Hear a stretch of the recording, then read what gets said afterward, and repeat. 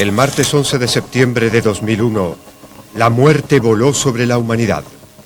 Miles de personas fueron asesinadas en Nueva York y Washington en un golpe terrorista que no tiene antecedentes históricos. El fanatismo religioso superó los límites de la imaginación, inaugurando en el mundo un ciclo de violencia sin límites ni fronteras. La caída de las Torres Gemelas en Nueva York y el ataque al Pentágono en Washington representa mucho más que la destrucción de dos íconos de la cultura norteamericana. Significan un peligroso zarpazo a la convivencia mundial. Implican una profunda herida que instala a la humanidad en los umbrales de la primera guerra del siglo XXI.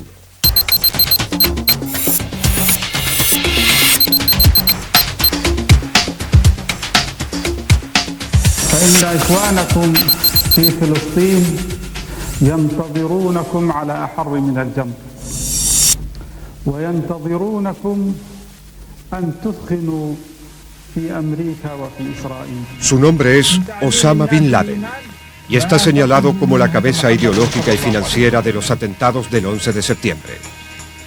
Hijo de un humilde estibador, educado en las mejores universidades del mundo árabe, Bin Laden no es un desconocido para los servicios de inteligencia de los Estados Unidos.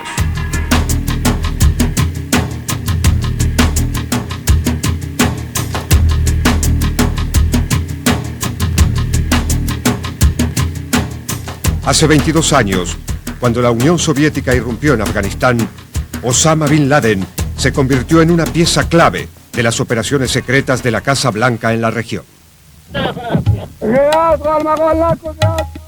Hacia 1979, la posibilidad de que Moscú dominara Afganistán preocupaba seriamente a Washington. La razón era muy simple.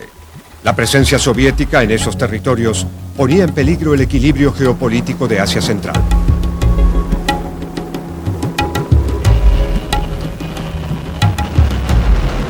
Entonces, comenzó a entrenar a los civiles musulmanes que pretendían enfrentar a la maquinaria bélica de Moscú.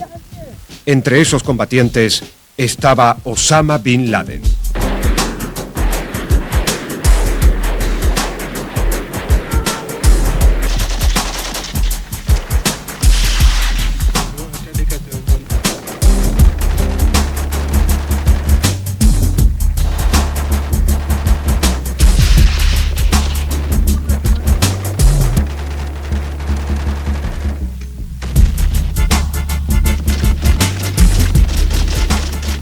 Durante la guerra de Afganistán, Bin Laden financió la excavación de túneles, la construcción de búnkers y hasta el trazado de una carretera que llegaba a solo 24 kilómetros de Kabul. Precisamente, esa delgada cinta de cemento permitió en 1989 a los victoriosos guerrilleros talibanes llegar hasta la capital afgana, montados en los tanques que antes habían pertenecido al poderoso Ejército Rojo.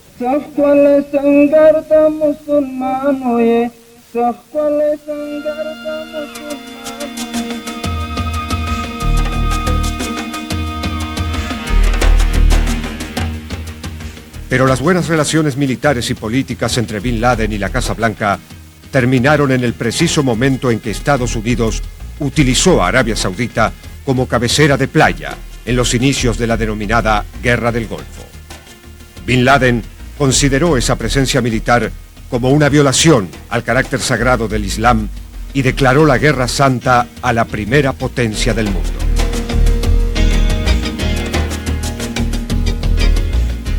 Desde ese momento, a principios de 1992, Bin Laden dispuso que su fortuna personal de $300 millones fuera utilizada para financiar campos de entrenamiento en Sudán, Filipinas y Afganistán. Su proyecto se llevó a la práctica y es lo que determina que hoy miles de terroristas suicidas, entrenados y decididos a obedecer sus órdenes, estén diseminados y ocultos en prácticamente todo el planeta. El ex aliado de la Casa Blanca también está acusado de enviar guerrilleros fundamentalistas al norte de África, Chechenia y Bosnia, y de participar en los atentados a las embajadas norteamericanas de Kenia y Tanzania, que implicaron 224 muertos y más de 4.000 personas heridas y mutiladas.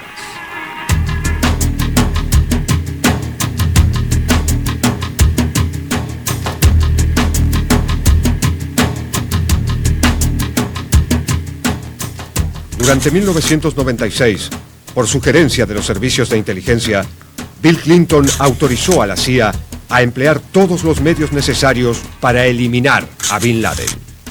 Pero el líder terrorista logró eludir a los espías de la Casa Blanca y terminó escondido en las montañas de Afganistán. Actualmente, su prontuario figura en la lista de los 10 criminales más buscados por el FBI y su captura reviste una recompensa de $5 millones.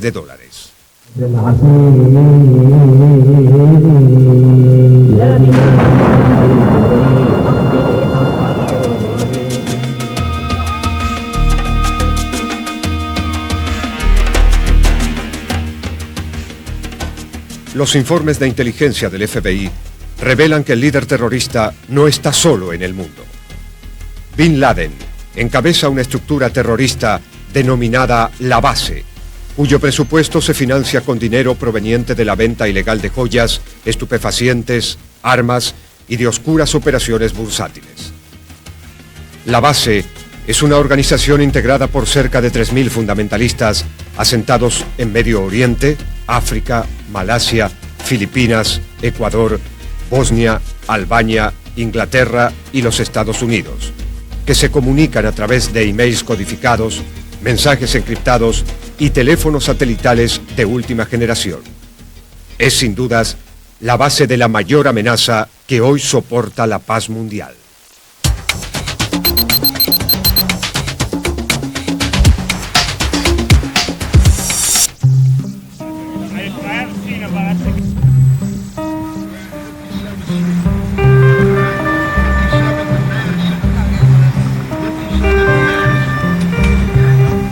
El martes 11 de septiembre de 2001, Nueva York y Washington amanecieron normalmente. Era un día espléndido. La vida brillaba exultante en las calles de Manhattan y frente al Capitolio. Nadie esa mañana podía imaginar lo que estaba por suceder. Nadie, salvo unos pocos, podían predecir que el horror iba a golpear sobre el corazón económico y militar de los Estados Unidos. Que el mayor atentado terrorista de toda la historia iba a tener como escenario a la ciudad más emblemática del mundo. Y sucedió. A las 8 de la mañana, el vuelo 11 de American Airlines salió en horario de Boston rumbo a Los Ángeles. Viajaban 92 pasajeros y 11 tripulantes. A los pocos minutos, un comando terrorista encabezado por Mohamed Atta asumió el control de la nave para desviarla hacia Nueva York. Exactamente a las 8:48, el Boeing 767 embistió la torre norte del World Trade Center. El horror había comenzado.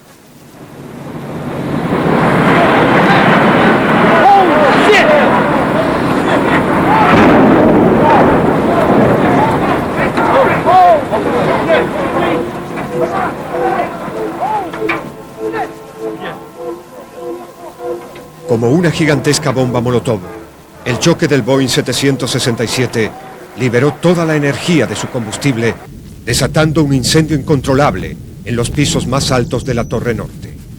Cercados por el fuego y el humo, sin posibilidades de escape y con la certeza de morir calcinados, varios ocupantes de la torre eligieron otra forma de terminar con sus vidas, saltando desde las ventanas del gigantesco rascacielos.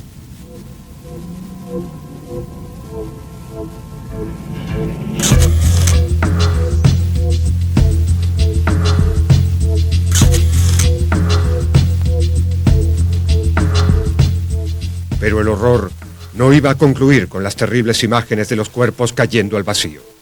El horror recién comenzaba. A las 8:10 de esa mañana, decolaba el vuelo 175 de United que debía unir Boston con Los Ángeles. Viajaban 56 pasajeros y 9 tripulantes. Al promediar el viaje, otro grupo terrorista asumió el control de la nave, torciendo su rumbo hacia Nueva York. A las 9:05 en punto, el vuelo 175 de United se estrelló contra la torre sur del World Trade Center. Era el segundo golpe.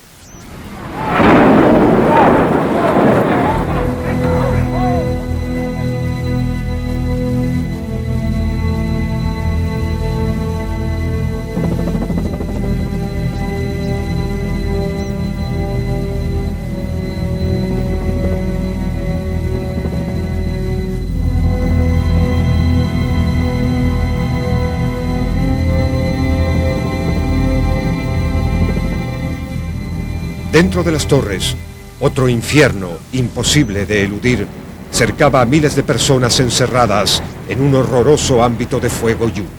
Empleados, banqueros, policías y bomberos habían quedado atrapados entre los hierros retorcidos del World Trade Center.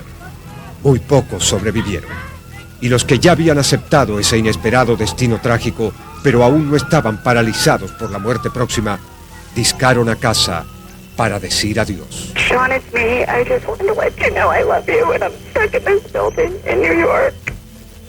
A plane hit the building or a bomb went off. We don't know, but there's lots of smoke, and I just wanted you to know that I love you always.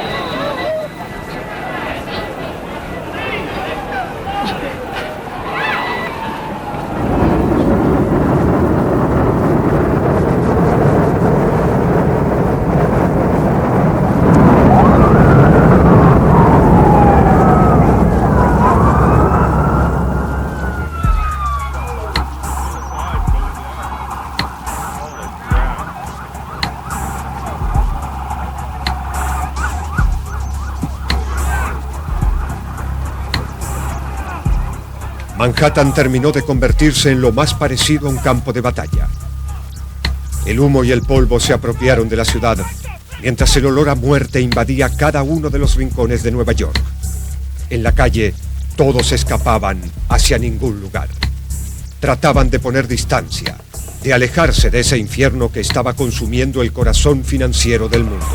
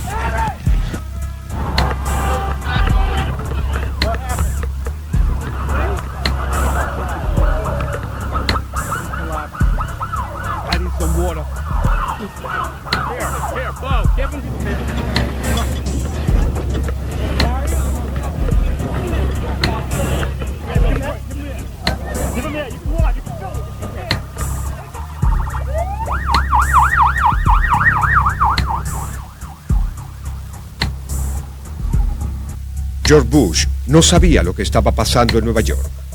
El presidente de los Estados Unidos ni siquiera estaba en la Casa Blanca. Ese día había decidido viajar hasta el distrito de Florida para compartir una jornada de clase con los chicos negros más pobres del condado.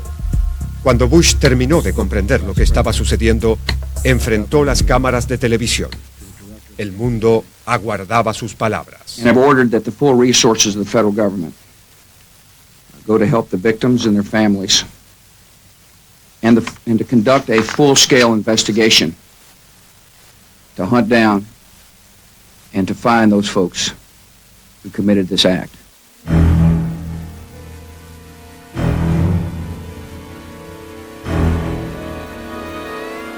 A la misma hora en que las torres incendiadas empezaron a desplomarse, Bush decidió regresar rápidamente a Washington. Pero en pleno vuelo, el Servicio Secreto de los Estados Unidos le informó que un nuevo ataque terrorista se había consumado. Para entonces, ni la Casa Blanca era un lugar seguro.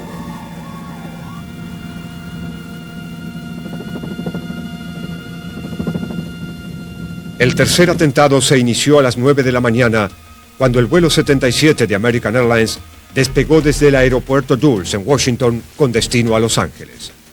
Viajaban 58 pasajeros y 6 tripulantes. A las 9:40, después de reducir a los pilotos con una navaja y una hoja de afeitar, los terroristas estrellaron el Boeing 757 contra uno de los flancos del Pentágono. Ahora la tragedia golpeaba el corazón militar de los Estados Unidos.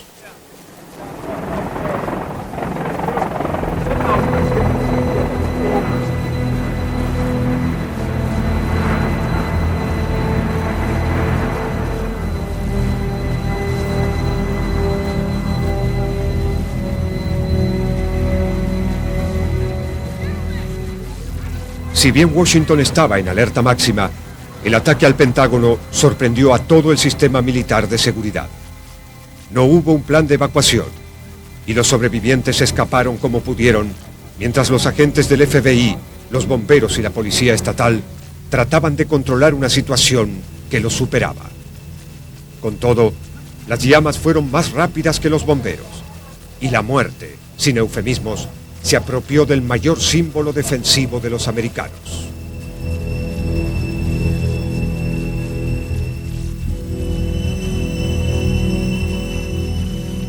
I'm actually astonished, I'm scared to death, and I'm praying for all of us. I am.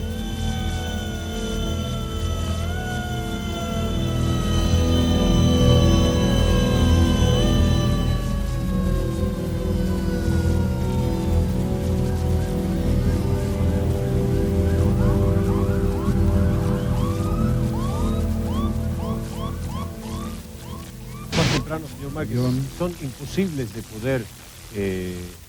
La crisis y el terror habían golpeado al mundo, que miraba por televisión imágenes que se resistía a creer. Contemplar casi en simultáneo cómo en las Torres Gemelas y el Pentágono miles de personas morían calcinadas por el calor y ahogadas por el humo parecía el epílogo de una tragedia monstruosa jamás representada. Pero el terrorismo no había dicho la última palabra.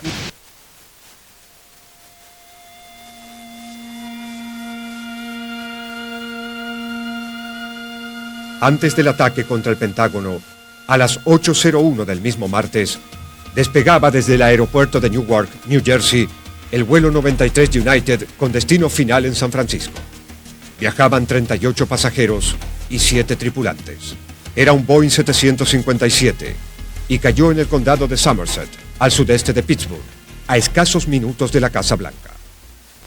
Los informes de inteligencia de la CIA y el FBI especulan acerca del verdadero objetivo de este avión, convertido en un arma mortal por los terroristas suicidas. Estos informes sostienen que el vuelo 93 iba directo a la Casa Blanca para dar cuenta del presidente Bush y su gabinete. El avión no alcanzó su objetivo porque los pasajeros se rebelaron contra los terroristas.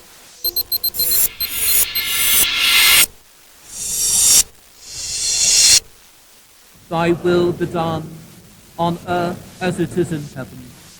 Give us this day our daily bread, and forgive us our trespasses, as we forgive those who trespass against us. And lead us not into temptation, but deliver us from evil. For thine is the kingdom, the power, and the glory, forever and ever. Amen.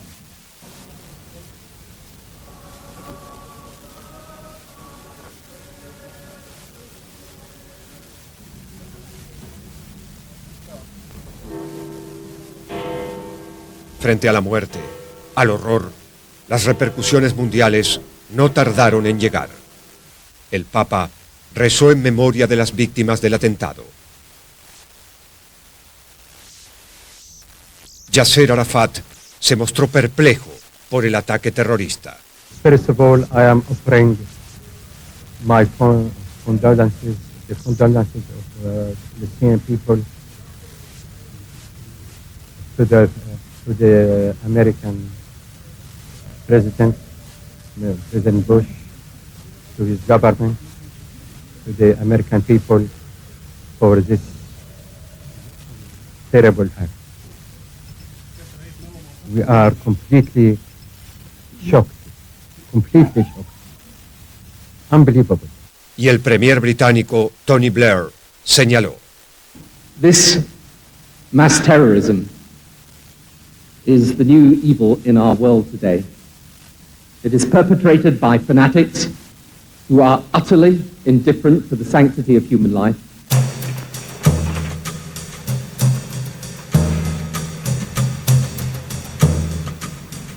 En la noche del martes 11 de septiembre, miles de cadáveres estaban sepultados entre los escombros de las Torres Gemelas, en el Pentágono y en los suburbios de Pittsburgh.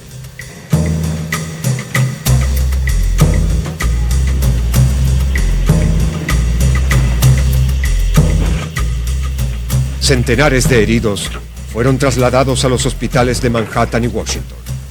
Y decenas de sobrevivientes, respirando bajo toneladas de ruinas, se esperanzaban con la posibilidad del rescate. Esa noche, frente al horror abrupto e inesperado, el mundo se preguntaba cuáles serían las consecuencias inmediatas de la tragedia y el origen de la masacre.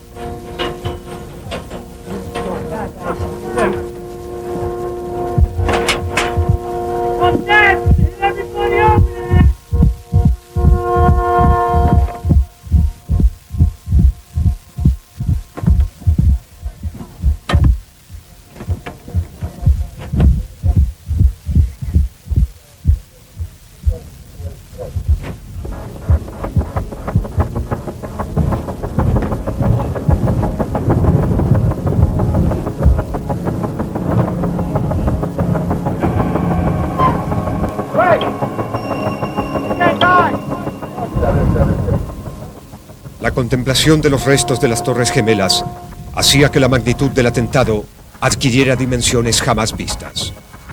El polvo que flotaba sobre esa parte de Manhattan era la representación espectral de la muerte. No quedaba nada en pie. Los bomberos llevaban su entrega hasta la extenuación con el propósito de encontrar a algún sobreviviente. Y trabajaban en el límite de la seguridad, exponiendo sus propias vidas para salvar otras. A veces debían detenerse choqueados por el hallazgo de un compañero atrapado entre los escombros. What floor were you on? We were in the lobby. And you just got out the door? No, there was no door left. It was a big hole.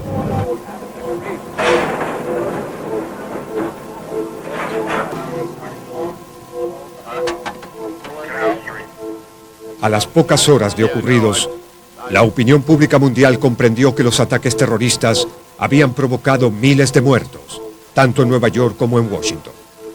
Se hablaba de 2.000, 4.000 muertos, y las presunciones aumentaban con el correr de las horas. Las Torres Gemelas y sus alrededores eran tierra arrasada, la tumba de miles de ciudadanos del mundo.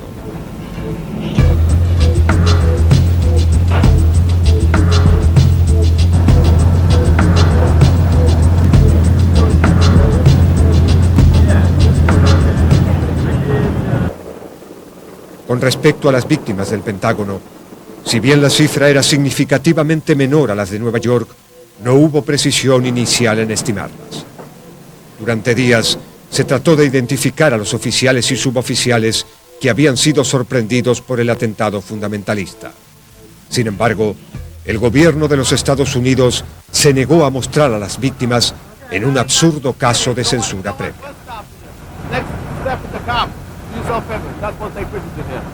Okay. Just do your own favor. Please go out.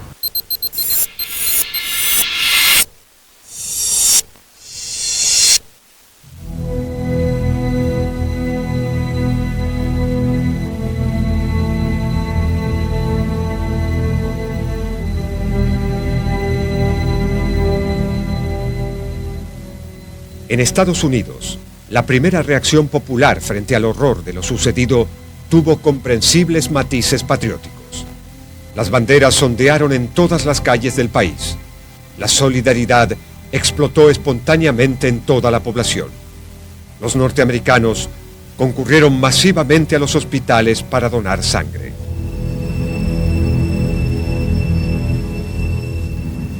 Y apenas un día después de los atentados, se podían ver en las calles de Manhattan santuarios populares levantados como homenaje a los bomberos y a las víctimas anónimas del ataque.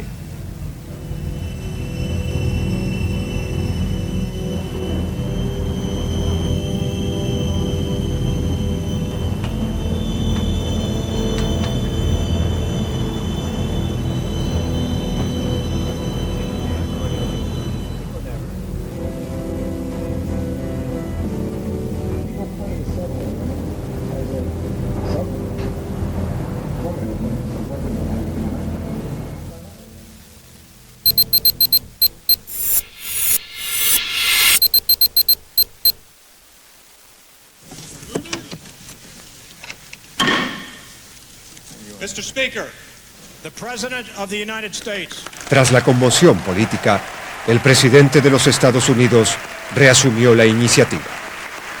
En un discurso que fue seguido con atención en todo el planeta, Bush declaró la guerra al terrorismo y señaló a Bin Laden como el responsable de los muertos en Nueva York y Washington.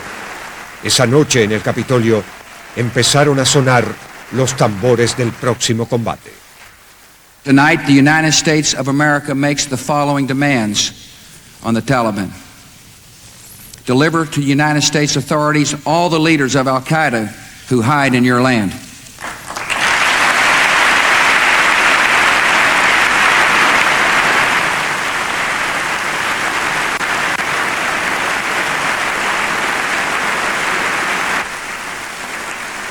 Release all foreign nationals, including American citizens you have unjustly imprisoned.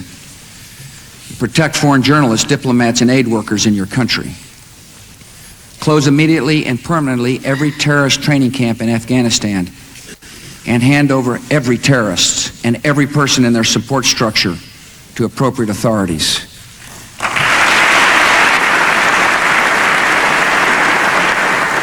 Give the United States full access to terrorist training camps so we can make sure they are no longer operating. These demands are not open to negotiation or discussion.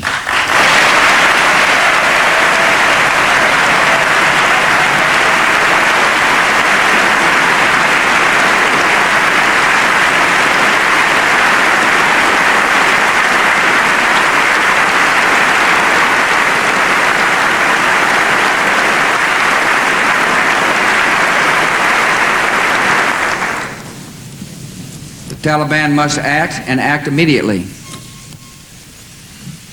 They will hand over the terrorists, or they will share in their fate. I also want to speak tonight directly to Muslims throughout the world. We respect your faith. It's practiced freely by many millions of Americans, and by millions more in countries that America counts as friends. Its teachings are good and peaceful. And those who commit evil in the name of Allah blaspheme the name of Allah. The terrorists are traitors to their own faith, trying in effect to hijack Islam itself. The enemy of America is not our many Muslim friends. It is not our many Arab friends. Our enemy is a radical network of terrorists and every government that supports them.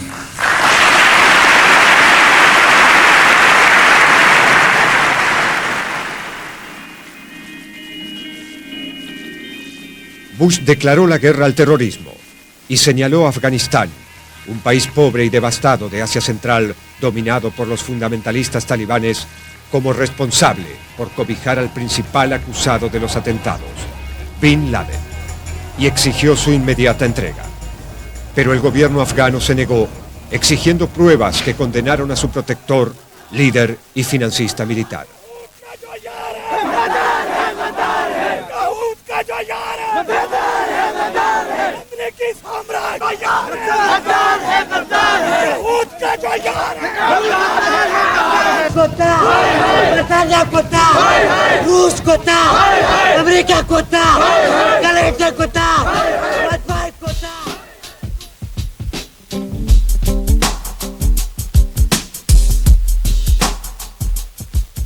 Estados Unidos aprestó su aparato militar. Pero cuando el mundo imaginó un veloz y aplastante ataque, la respuesta armada se postergó. El temor a un inmediato contraataque terrorista en territorio de Estados Unidos determinó que la Casa Blanca decidiera mover sus piezas con cautela. No escaseaban razones. Los talibanes son expertos guerreros.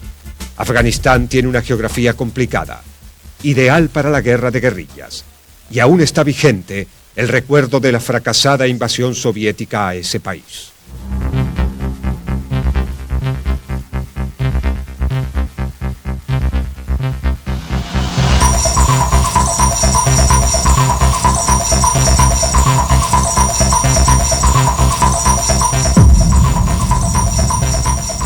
Finalmente, 27 días después del primer impacto en el World Trade Center, la primera respuesta militar contra el talibán tenía lugar en territorio afgano. Poco después del mediodía del domingo 7 de octubre, misiles y bombas estallaban sobre objetivos estratégicos de la defensa aérea del régimen de Kabul. Poco después, desde Washington, Bush comunicaba al mundo el inicio de las acciones militares. Buenas tardes. De acuerdo con mis órdenes, las fuerzas militares de Estados Unidos han empezado a atacar los campos del régimen talibán y los campos de entrenamiento de terroristas. El objetivo es acabar con Afganistán como base de operaciones de terroristas y atacar también las capacidades militares del régimen talibán. Más de 40 países de todo el mundo han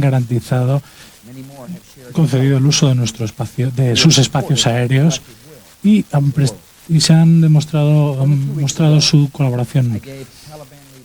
Hace 2 semanas le di al régimen talibán una serie de exigencias: cerrar los campos de entrenamiento de terroristas, entregar a los líderes de la red terrorista Al-Qaeda y devolver y poner en libertad a los norteamericanos injustamente detenidos en su país. No se han cumplido ninguna de estas demandas y el régimen talibán va a pagar el precio, destruyendo sus campos y sus capacidades de comunicación. Dificultaremos muchísimo la expansión de estas redes y células terroristas. Nuestra acción militar está diseñada para continuar con operaciones constantes para sacarles sus escondrijos y llevarles a la justicia. También el pueblo afgano conocerá la generosidad de Estados Unidos y sus aliados. Mientras que atacamos nuestros objetivos, al mismo tiempo contribuiremos con ayuda humanitaria a la población, al pueblo afgano. Estados Unidos es amigo del pueblo afgano y somos amigos de los más de 1.000 millones de personas que todo el mundo abrazan la fe islámica. Estados Unidos es enemigo de los que ayudan al terrorismo y a los que profanan una gran religión cometiendo espantosos crímenes.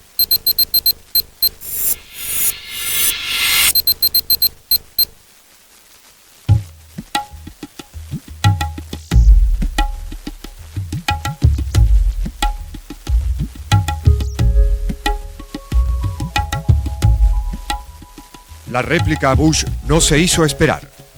Desde un lugar oculto en Asia Central, Osama Bin Laden respondió al discurso del presidente de los Estados Unidos. La primera guerra del siglo XXI estaba en marcha. Todos los musulmanes deben dar apoyo a su propia religión. Ahora que los vientos del cambio se han atizado y han llegado a la península arábica, yo quiero decirle a Estados Unidos y a su gente esto: yo juro por Dios el Grande que Estados Unidos nunca soñará, ni aquellos que viven en Estados Unidos jamás volverán a sentirse seguros, a menos que nosotros sintamos seguridad en nuestra tierra y en Palestina.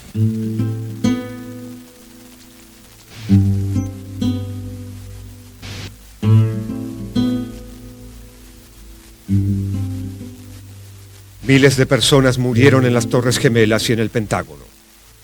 La humanidad ingresó al tercer milenio protagonizando una tragedia que aún no tiene límites ni final. No se trata de una contienda convencional ni de una ofensiva bélica montada para los canales de televisión, como muchos analistas ironizaron con relación al operativo Tormenta del Desierto. De aquí en más, el mundo puede convertirse en un solo campo de batalla, sin fronteras ni zonas francas, sin áreas neutrales ni territorios eximidos del terror. Cualquier ciudad, cualquier comunidad puede ser protagonista involuntaria de los capítulos que se escriban de lo que el mismo Bush bautizó como la primera guerra del siglo XXI. Solo la derrota incondicional de toda forma de terrorismo puede devolver a la humanidad la esperanza de proyectar un mundo mejor.